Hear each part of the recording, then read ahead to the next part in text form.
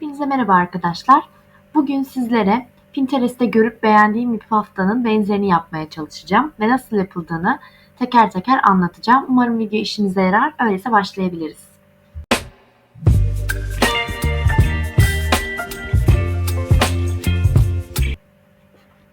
Öncelikle buradan dosya kısmından yeni diyerek yeni bir sayfa açıyorum. Açacağım bu sayfanın genişliklerini santimetre olarak belirleyebilirim. Şuraları da santimetre seçeyim. Burası da piksel santimetre kalsın. Çözünürlüğüne 300 diyeceğim. Yüksekliği 100, genişliği de 70 olsun. 70'e 100 bir pafta oluşturalım. Kağıt boyutumu ayarladıktan sonra paftama başlayacağım. Öncelikle görseli şurada ekranda bir yere koymaya çalışacağım. Bu paftaya bakarak ilk önce en üstte bir render'ın yer aldığını görebiliyoruz. Ben bu render'larımı daha önceden ayarlamıştım. Buradan seçip Photoshop'a sürüklüyorum. Render'ın renk tonları önemli. Paftada da görüldüğü üzere yeşil ve kahverengi tonları ağırlıklı bir render almaya çalışırsanız eğer çok daha uyumlu görünür veya sizin renderiniz hangi renk tonlarındaysa o renk tonlarında paftanızı oluşturmanız kesinlikle göze hitap eder.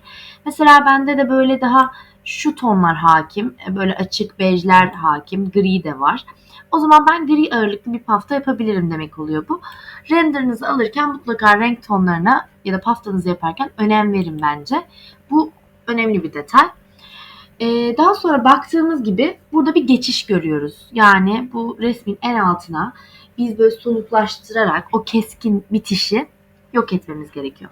Bu geçişi sağlayabilmek için ben render katmanımda gördüğünüz gibi tıklayıp bir maske oluşturmam gerekiyor. Buradan bu araca tıklayarak maskemi oluşturduktan sonra geliyorum sol taraftaki araç çubuğumdan silgiyi seçiyorum. Sağ tıkladığımda silgi aracını seçmiş olmam önemli bir detay. Burada o silgimin hangisi olacağını seçiyorum. Ben bunu seçtim. Zaten varsayılan oydu. Boyut olarak en büyüğünü seçmişim ve sertlikte %2 ya da %1, 0 da olabilir. Bu tamamen size bağlı. Sonra geliyorum. Çizimimde böyle bir düz çizgi çiziyorum. Bunu eğer renderınızın altında pay varsa daha yukarıdan çizebilirsiniz. Yoksa daha aşağıdan çizebilirsiniz. Tamamen size kalmış. Boyutunu da küçültebilirsiniz ilginizin. Yani nasıl işinize daha kolay geliyorsa ben böyle büyük daha güzel olduğunu düşünüyorum. Daha böyle doğal bir geçiş veriyor. Tabii Photoshop biraz kastığı için bu aşamada bekliyorum. Bilgisayardan da kaynaklı. Şimdi geliyorum. Bakın hala şu keskin hat yok olmadı. Orayı yok etmek için şöyle bir çizgi daha atıyorum buralara. Ve etki etmesini bekliyorum.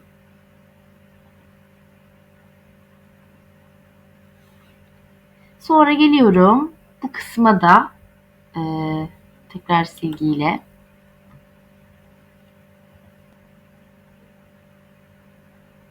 buralara da birazcık bu soluklaştırmayı atıyorum. Şu anda gördüğünüz gibi üst kısımlarda da bir bulanıklaşma oldu. Ama dediğim gibi eğer render aldığınız açıda altına bunu düşünerek altına pay bırakırsanız fotoğrafınızda o zaman daha rahat burayı böyle yapabilirsiniz. Ben de şu an sınırda olduğu için böyle yapabildim. Dosyayı da kaybettiğim için bu benim eski projem olduğundan dolayı bulamadım. Tekrar render alamadım. Şimdi geliyoruz. Burada dikdörtgen aracını seçiyoruz. Gördüğünüz gibi yandaki paftada da en üstünde bir başlık var. Bu başlıkta işte Bahçeşehir Üniversitesi. Biz de üniversitemizin adını yazacağız oraya. Bir kere bu elipsi seçmiş. Sağ tıkladığımızda dikdörtgeni seçiyoruz. Dikdörtgenin seçili olması önemli. Dolgu olarak beyaz renk olacak. Aynı paftamızdaki gibi.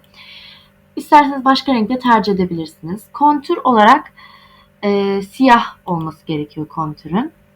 Ve bu kontür kalınlığını da buradan ayarlayabiliyorsunuz. Yani bu kontür dediğimiz şey dikdörtgenin etrafındaki çerçevenin kalınlığı. Şimdi göstereceğim. Bir tane dikdörtgen çizelim böyle. Bu dikdörtgenim oluşsun. Etrafında siyah bir çizgi olacak. Şimdi katmanlara geleceğim. Katmanlardan dikdörtgenimi renderlarımın üzerine alacağım ki dikdörtgenimi görebileyim. Bakın şu etrafında oluşan siyahlık onun kontür kalınlığı oluyor. İsterseniz bunu daha az tercih edebilirsiniz. Ben şu anda oraya bakarak yaptım. CTRL T derseniz eğer bunu böyle büyütüp küçültebilirsiniz ve ben bu en üst sınırlarının yok olmasını istiyorum. Sadece alt çizgisi görünsün. Aynı paftadaki gibi. Bunu tikledikten sonra isterseniz biraz daha yukarı kaydırabilirsiniz. İsterseniz böyle bırakabilirsiniz. Gözünüze nasıl güzel gelirse. Bence bu şekilde iyi gibi. Bir tık yukarı kaydırılabilir belki. Aynen böyle çok iyi. Şimdi buna bir yazı eklememiz gerekiyor. Yazıda da işte hangi üniversite ise, hangi bölümse önce üniversitenizi yazacaksınız. Sonra da altına fakültenizi, sıralama bu şekilde. Daha sonra bölüm, işte hangi proje vesaire gelebilir. Atatürk Üniversitesi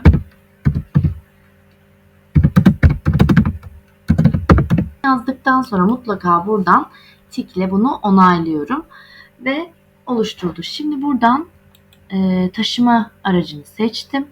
Yazıya geldim. Yazımı yukarıya aldım. Tam böyle.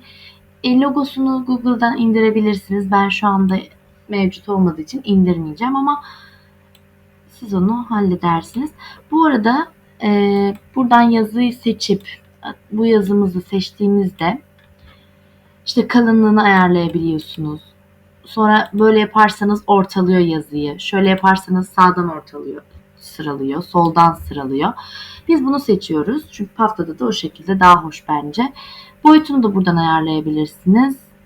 60 da olabilir belki. Bakalım. 60 kendi iyi. Ama şöyle 55 bence tam sığar. Çünkü böyle sığmadı. Burada da logo olacağını düşün. 52 olsun. 53 olsun hadi. Bu şekilde yazımı ayarladım. Şimdi birazcık daha bunu yukarı kaydıracağım. Birazcık da sağa kaydıracağım. Çünkü orada logo kısmı var.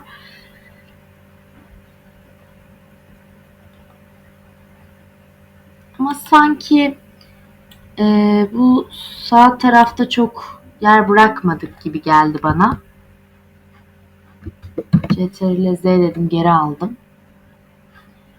Şimdi bakın tam bu yazıyı seçmemiz gerekiyor. Görüyorsunuz. Ben bunu biraz daha küçülteyim. 40 yapayım. Sağ tarafta çünkü paftaya baktım şu anda. Yer kalıyor. Bizde o yer kalmamış. 45 yapalım. Şu en üstteki Atatürk Üniversitesi yazısını 60 yapalım. Hatta 60 az mı oldu sanki? 70 mi yapsak? Böyle daha vurgulu durdu. Daha sonra bu ortasında bir çizgi olduğunu görüyorsunuz. Onun için de şurayı böyle bir tık ayırabiliriz sanki. Ama çok ayırdı yok. Burada yazı tipini değiştirebilirsiniz isterseniz. Bakalım. Yazı tipimi de bu şekilde seçtim. Daha sonra şöyle bir şey yapmaya karar verdim. Bu alttaki yazıyı sileceğim. Yeni bir yazı ekleyeceğim. Ve bu yeni yazıya onu ekleyeceğim. Böylece o aradaki boşluğu tam böyle istediğim ayarda oluşturabileceğim. Çünkü böyle bir satır altı alınca sanki çok boşluk kalıyor. Öbür türlü de çok yakın gibi oluyor. Bir ayarlayamadım. Ama böyle sanki oldu gibi.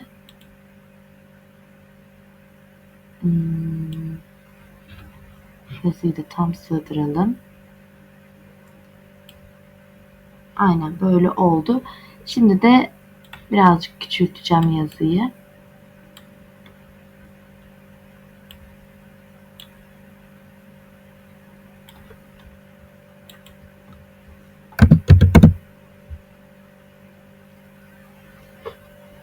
Kırk iyi bence. Geliyorum buradan dikdörtgen aracımı seçtikten sonra sağ tıklayıp çizgiyi seçeceğim. Hemen altında bakın görüyorsunuz. Bu yazının başlangıç yerinden buraya doğru Shift tuşuna basılı tutarak yaparsanız tam yatay bir şekilde oluşuyor. Architecture'ın E'sinde bitirdim. Sonra bu çizgimin rengini de siyah yapacağım. Çünkü o şekilde paftada da dolgudan zaten siyah seçilidir büyük ihtimalle. Evet, katmanlara geliyorum. Başka bir katmana tıklayayım. Şöyle bir çizgiyi göreyim.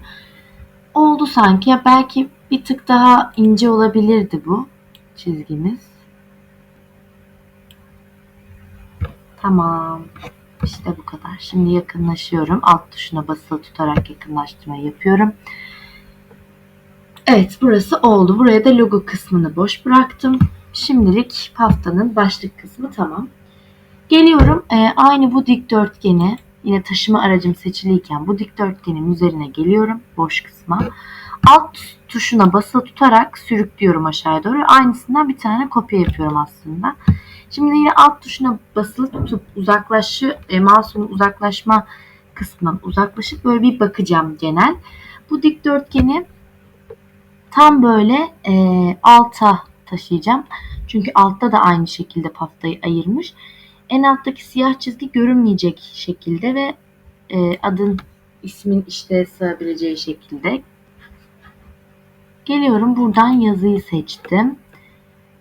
Tıkladım bir boşluğa. İşte orada ne yazıyor? Hangi dönem olduğu, ya bahar dönemi atıyorum. Onu yazıyorsunuz. İşte hangi yıl yazmış onu yazıyoruz. Alta geçip işte proje kaç, hangi ders bu? MIM 101 vesaire işte. Onu yazıyoruz. Ve adımızı yazıyoruz. Numaranızı da isterseniz yazabilirsiniz. Bu da size kalmış. Şimdi bunu alıp buradan tiklemeyi unutmayın. Yine sürükleme aracıyla alta sürüklüyorum. Tam böyle güzel gelecek şekilde.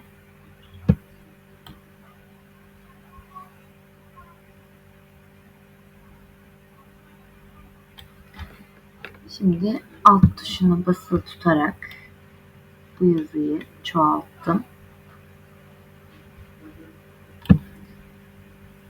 Şimdi bu yazıda şu kısmı da ekliyorum paftamdaki. İşte kaç pafta var, bu kaçıncı pafta? 10 pafta yaptım, bu birinci. 2 pafta yaptım, bu birinci şeklinde 01-02.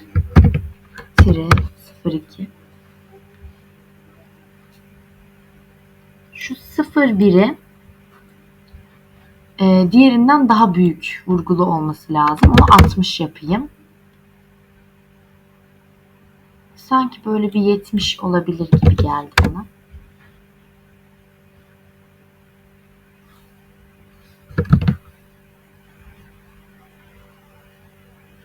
.02 kısmını da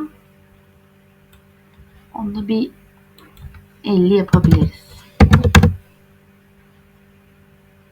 Sonra tıkladım bunu da. Yine taşıma aracımı seçiyorum.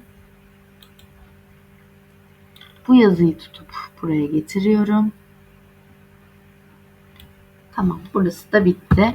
Şimdi tekrar alt tuşuna basılı tutup uzaklaşıyorum.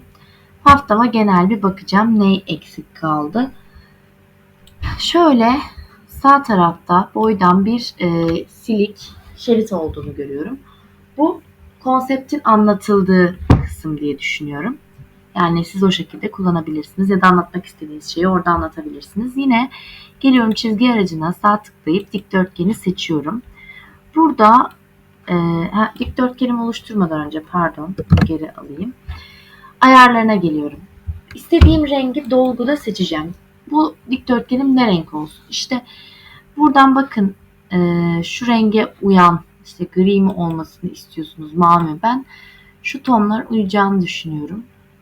Şu mavi tonlarının. Onu seçtim mesela. Kontüre bu sefer kontür yok diyoruz. Burası çok önemli. Çünkü etrafında bir siyahlık göremiyorum o dikdörtgenin. Böyle silikleşerek geçmiş hatta. Onu da halledeceğiz. Kontürü yok dedik. Olmadığı için de buradan kalınlığını ayarlamamız artık gerek yok. Ama çok isterseniz hani bunu sıfırlayabilirsiniz de. Zaten olmayacak. Buradan tam şuradan onu işte ne kadar büyüklüğü olmasını istiyorsa ayarlıyoruz. Bu kadar olsun diyelim. Şimdi bunun şu çizginin üstte olmasını istiyorum. Şurada çizdiğimiz dikdörtgenin çizgisinin üstte olmasını istiyorum. Onu katmanlardan ayarlayacağım. İşte şurayı birazcık yukarıya alayım göreyim. Hangi şeydeyse o, hangi layer'daysa bu dikdörtgen, onu yukarıya çekmem lazım. Yani yukarıdaki layer'da olmalı. Mesela şu an bu dikdörtgen layer'ı mavinin olduğu dikdörtgen olduğu için bunu en alta alacağım. Şimdi render'ın da üstünde olsun istiyorum. Araya aldım onu. Anladınız mı? Şu dikdörtgen, bakın. Şuna tıkladım bir kere. Bu hangi layer'mış? Dikdörtgen 1. Dikdörtgen 1'in bu hangi layer'mış? Dikdörtgen 2. Dikdörtgen 1 layer'ı dikdörtgen 2 layer'ının üstünde olmalı. Bu katman onun üstünde olmalı ki bu arada durmalı. Ama aynı zamanda şu katman bu render'ın olduğu katmanın üstünde olmalı ki biz onu görebilelim. Katmanlarda sıralanış bu şekilde. Üstteki katmanı görebiliyorsunuz. Hangisi üstteyse o görünüyor. Alttaki katman görünmüyor. Şimdi buna tıkladıktan sonra CTRL-T diyorum. CTRL-T yaptıktan sonra işte bu dikdörtgenimin boyutunu ayarlayabilirim. Shift'e basılı tutarsanız eğer sadece yatayda bunun boyunu uzatır. Yani genel olarak arttırmaz. Yine Shift'e basılı tutarak alta doğru sürükledim. Zaten istediğiniz yere kadar indirebilirsiniz. Zaten altta olduğu için bu onun üstünde olduğu için görünmeyecektir. Buraya kadar bu şeridi ayarladık, hallettik. Şimdi bunun opak olmasını istiyorum ben. Yani böyle. Şimdi buraya kadar bunu hallettikten sonra ben bu dikdörtgenin opaklığının azalmasını istiyorum. Yani saydamlaşmasını biraz istiyorum. Bunu böyle bakın şuradan ayarlayabiliyorsunuz opaklığını. Görüyor musunuz? %63. Nasıl gözünüze güzel geliyorsa bence şöyle şu ayar iyi gibidir herhalde. Böyle kalabilir. Daha sonra burayı hallettikten sonra daha önceden hazırladığınız linkini de koyarım şurada bir yerlere bağlantıyı. Ben nasıl kesit boyatılır, nasıl cephe boyatılır onu anlattığım bir video vardı Photoshop'ta. O şekilde boyatmış olduğunuz planlarınız, kesitleriniz, cepheleriniz hazır olmalı. Şu anda tekrar bu videoda onu anlatmayacağım bu videonun içinde uzamasın diye. Çünkü sadece pafta yapılışını anlatıyorum. Her şeyimizin hazır olduğunu düşünerek. Burada benim kesitim var. O kesiti alıyorum. Photoshop'uma sürüklüyorum. Daha sonra orada benim cephem var. CTRL-T dedim kesite. Cephemi sürükleyerek Photoshop'a aktarıyorum. Tıkladım. Şimdi en alta cephemi yerleştiriyorum. Dediğim gibi CTRL-T diyerek büyütme kısmını aktifleştirebilirsiniz. Yoksa büyütemezsiniz. Shift'e de basılı tutup oranı değiştirebilirsiniz. Ama şu anda Shift'e basılı tutmanıza gerek yok. Çünkü zaten oranı iyi bir şekilde büyüyor. Buraya getirdim. Şuradan biraz daha küçülteyim. Birazcık aşağıya alıyorum. Güney cephesi yazısının görünmesine gerek yok. Şu an piksel kötü görünüyor olabilir. Onayladığım anda bu netleşiyor zaten.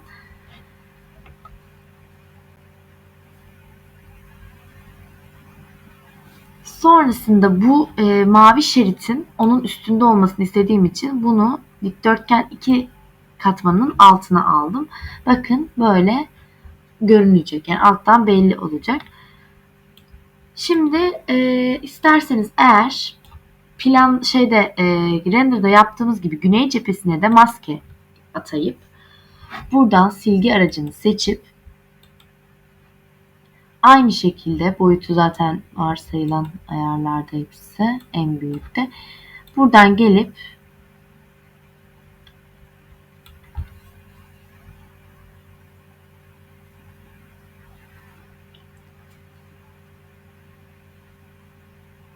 bu şekilde Şu an bilgisayar kastığı için bu şekilde bir geçiş ekleyebilirsiniz. Bir soğuklaştırma yapabilirsiniz. Ama daha bunu sınırdan, daha üstten yaparsanız daha güzel olur bence. Ben birazcık kuşları yok ettim.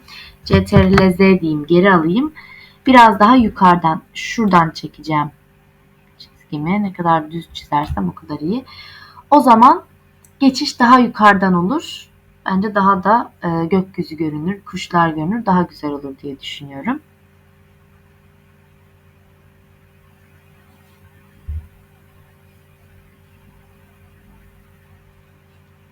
Bu şekilde oldu. İsterseniz buradan bir tur daha geçip daha o keskinliği yok edebilirsiniz. Çünkü çok yaklaşınca şuradaki şu iz belli oluyor. Onun belli olmasını istemiyorsanız bir tur daha geçebilirsiniz. Hatta fırçanızı küçültüp fırça sertliğini de arttırırsanız o geçişi tamamen yok edebilirsiniz. Bence şu anda da görünmüyor. Bayağı iyi oldu. Tekrar taşıma aracını seçiyorum. Buradan kesitimi görüyorsunuz. Alıyorum. Onu da nereye yerleştireyim? O da burada dursun. CTRL-T diyeyim. Onu da birazcık büyüteyim. Buraya yerleştireyim. Ve onayladım. Lumion'da daha önceden eskiz efektiyle almış olduğum bir vaziyetim vardı. Bu vaziyetimi de Photoshop'uma aktaracağım. Bence bu efektle alınan vaziyetler çok hoş duruyor. Boyatmanıza gerek kalmıyor vaziyeti ayrıca. Ben de hani vaziyet boyamayla bir daha uğraşmamak için bu şekilde almıştım. Direkt onu koyacağım. CTRL-T dedim yine. Vaziyetimi büyütüyorum. Bu şekilde. Ve direkt yerleştireceğim. Ne tarafa? Şöyle biraz olsun aşağıdan. Burada biraz boşluk bırakmak istiyorum yukarıda. Çünkü şuraya vaziyet olduğunu belirtecek bir yazı yazacağım. Kesitimi de bir tık büyütürüm. Bence olur.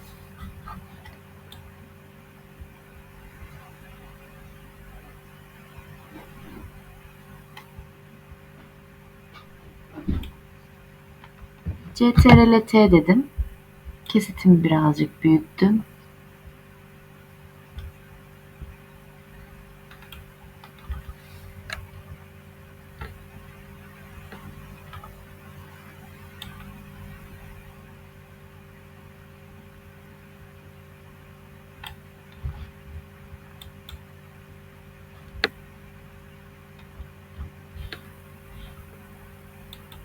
Kesitte de aynı planlarda yaptığım şekilde bir silikleştirme yapmak istiyorum. Çünkü bence doğal duruyor daha da. Şöyle yukarıdan sınırlarını çizdim.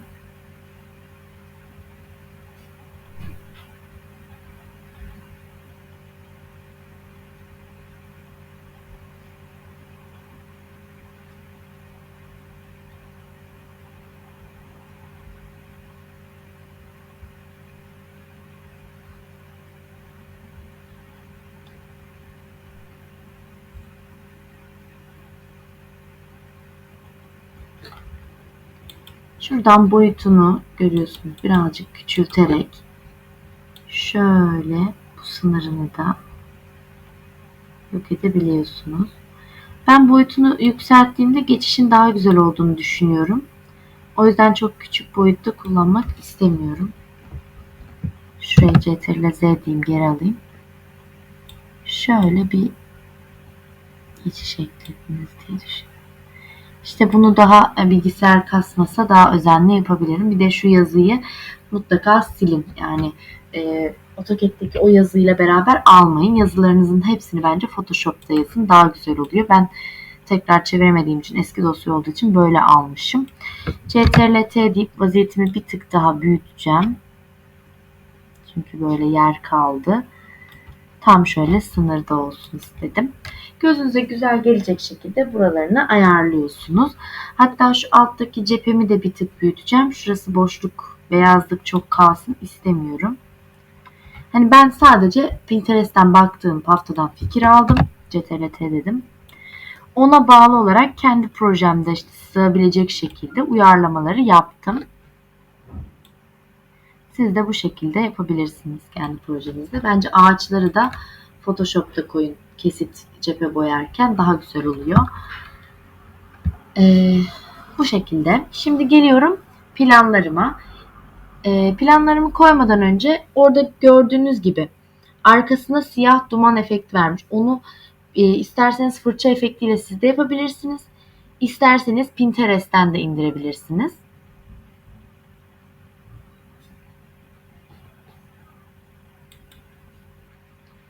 Ben Pinterest'ten indirdiğim bir duman efektini, duman resmini buraya aldım. Bu siyah duman PNG, işte duman PNG falan diye aratıp Pinterest'te bulabilirsiniz. Böyle bir görsel. Bunu bulup koyup üzerine de planınızın boyalı halini koyabiliyorsunuz. Ama şu an ben o planlarımı bir daha dönüştüremediğim için elimde var olan plan boyama plan vardı. Onu koyacağım. Bir daha planları boyatamadım. Çünkü burada asıl paftayı güzelleştiren şey aslında render'ın kalitesi, vaziyetin boyanması, planların, kesitlerin güzelce boyanması, cephelerin boyanması vesaire. Bunlardır paftanızı güzelleştiren. Ben sadece tasarımsal ve yerleştirme, Photoshop komutlarını bilme olarak gösteriyorum. O yüzden burada elimde boyalı plan olmadığı için bu katmanı sileceğim. Direkt var olan bir elimdeki planı koyacağım, bu projenin planlarını. Onlar da şuradaydı.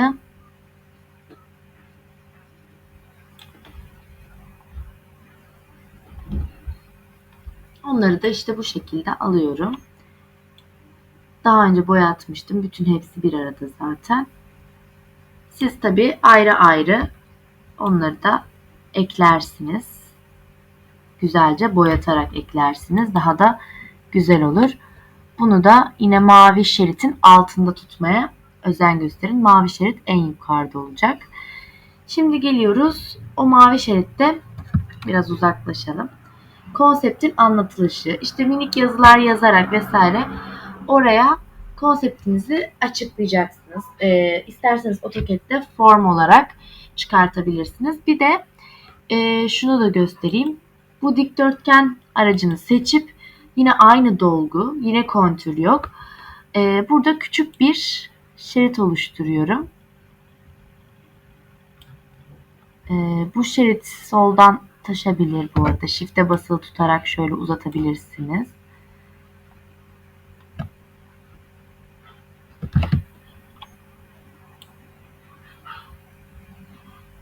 Bu şerit böyle sola doğru uzayabilir. Shift'e basılı tutmadan uzatacaksınız. Daha sonra şu katmanlara tıklayıp taşıma aracını seçeyim. Buna tıklayıp bunun opaklığını daha da düşürüp saydam hale getirip bu şekildeki bir dikdörtgeni de sonra alt tuşuna basılı tutup şöyle taşıyıp işte kopyasını nereye koyalım diyelim ki şuraya koyalım.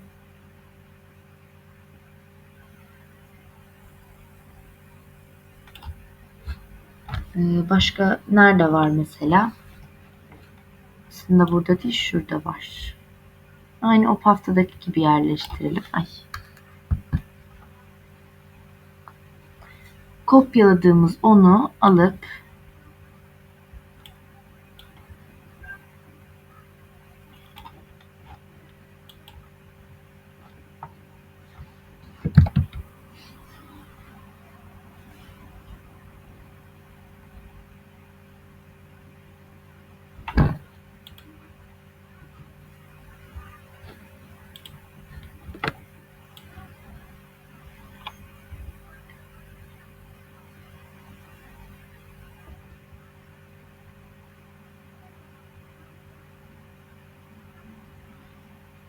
şöyle buraya da bir dikdörtgen koyuyorum paftadaki gibi. Oradaki yazının olmadığını düşünün. O yazıyı bu mavilerin üzerine yazacağız gibi düşünün. İşte buradaki dikdörtgenin yine alt tuşuna basılı tutup böyle çekip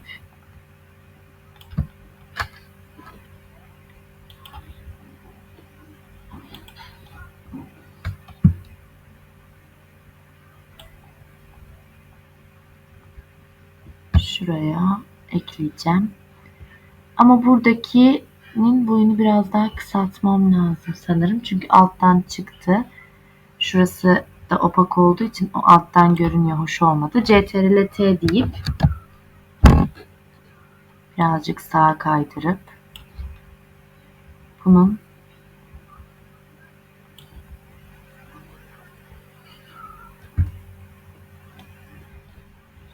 bu sağ tarafta konseptin nasıl oluştuğunu gösterdiğimiz o şeritede konsept aşamalarınızı sırayla AutoCAD'den ya da SketchUp'tan ya da Lumion'dan yaptığınız modeli görsellerini koyabilirsiniz. Bunları dediğim gibi yine sihirli değnek aracıyla seçerek o modelleri koyarsanız onların arka planları da kalkar ve mavi şerit üzerinde kötü görünmezler. Bunu da diğer videomda, diğer Photoshop hafta yapım videosunda anlattım nasıl olacağını.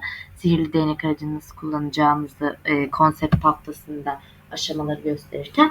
Orada detaylı anlatımı var diye tekrar anlatıp videoyu uzatmak istemiyorum. Benim paftam bu şekildeydi. Umarım video işinize yarar. Umarım güzel bir pafta oluşturup yüksek notlar alabilirsiniz. Şimdilik size anlatacaklarım bu kadar. Videoyu beğendiyseniz like atmayı ve abone olmayı unutmayın. Kendinize iyi bakın. Başka videolarda görüşmek üzere. Hoşça kalın.